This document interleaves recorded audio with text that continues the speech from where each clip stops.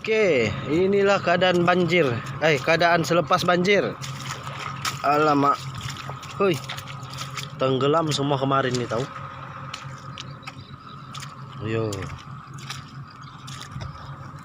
Nasib surut sudah air dia.